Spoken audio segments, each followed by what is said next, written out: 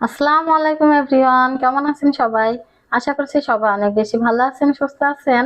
আজকে এমন একটা রেসিপি নিয়ে চলে এসেছি যা বাচ্চা থেকে বড় সবাই অনেক বেশি পছন্দ করবে। আর আজকে এই রেসিপিটা আমি নষ্ট দুধের ছানা দিয়ে তৈরি করে নিয়েছি। এখন থেকে নষ্ট দুধের ছানা ফেলে দেওয়ার কোনো প্রয়োজন নেই। এই নষ্ট দুধের ছানা দিয়ে মিষ্টি, দোকানের দামি মিষ্টি তৈরি করে নিতে পারবেন বাসাতেই। অনেকেই এই ছানার তৈরি মিষ্টিকে ছানার মিষ্টি হিসেবেও চিনে, আবার অনেকে ছানার সন্দেশ হিসেবেও চিনে।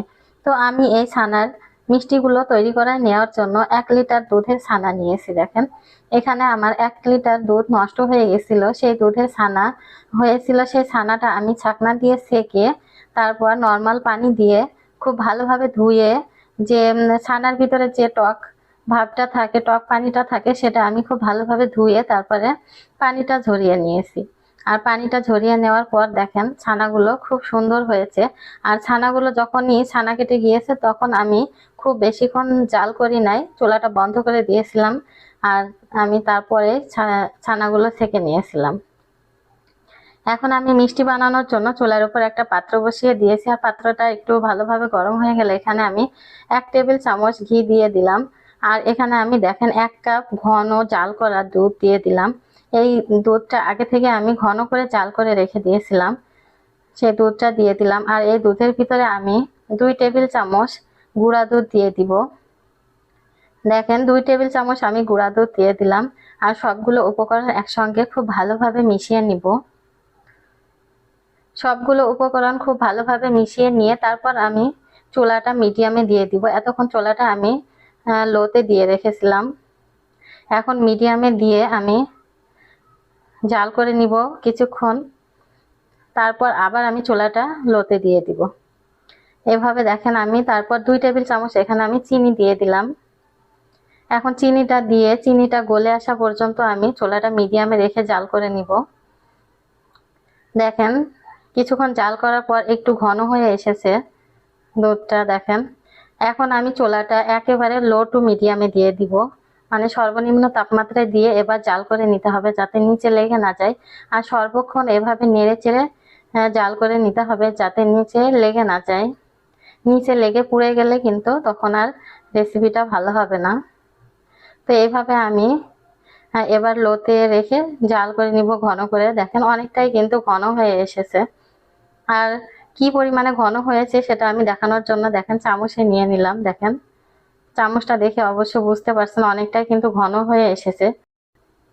এখন আমি এখানে ½ চা চামচ গোলাপ জল দিয়ে দিলাম। গোলাপ জলটা দিয়ে একটু নেড়ে চেড়ে তারপর আমি যে ছানাগুলো রেখে দিয়েছিলাম সেই ছানাগুলো দিয়ে দিব। এখন সব ছানাগুলো দিয়ে আমি একটু ভালোভাবে নেড়ে চেড়ে সবগুলো খুব ভালোভাবে মিশিয়ে নিব।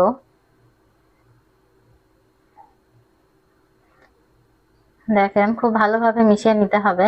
আর আপনারা গোলাপ জলের বদলে কেওড়া জল অথবা 2টা সাদা এলাচ ভেজে গুঁড়া করে দিয়ে দিতে পারেন, যাতে দুধের যে একটা স্মেল থাকে সেই স্মেলটা থাকবে না, খেতে ভালো লাগবে, সুন্দর একটা ঘ্রাণ আসবে।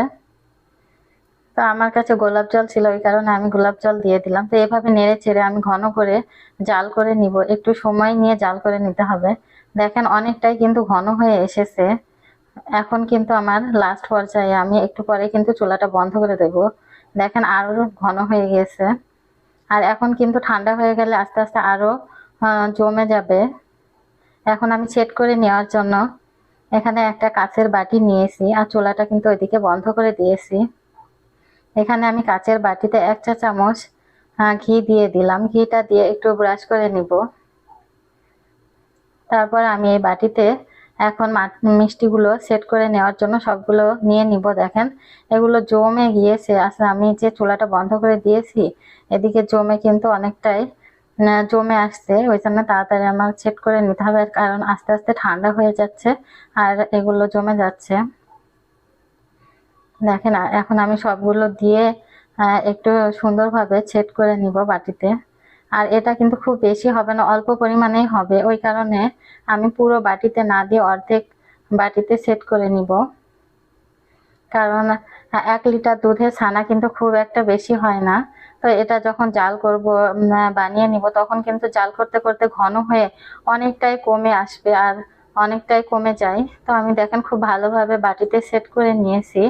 এখন আমি উপর দিয়ে একটু পাউডার দুধ ছিটিয়ে দিলাম হাত দিয়ে। আপনারা চাইলে এটা ছিটিয়ে দিতেও পারেন, নাও পারেন, কোনো সমস্যা নেই। তো আমি একটু ভালো লাগার জন্য একটু গুঁড়া দুধ ছিটিয়ে দিলাম।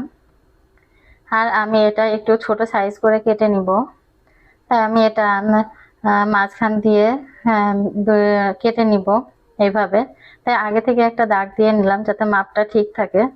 দেখেন আমি 2 জায়গায় এভাবে কেটে নিব।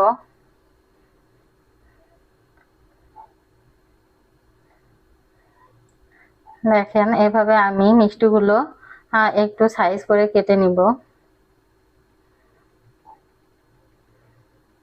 আমি এই দিক দিয়েও এই সাইজ করে কেটে নিব। আগে থেকে আমি দাগটা দিয়ে রাখলাম।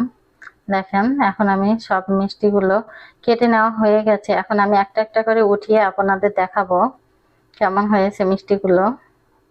আর মিষ্টিগুলো রাখার জন্য একটা আমি এখানে পিরিচ নিয়ে নিয়েছি। এটা কিন্তু বড় প্লেট না, এটা হাফ পিরিচ। এখন হাফ পিরিচের উপর উঠিয়ে নিব।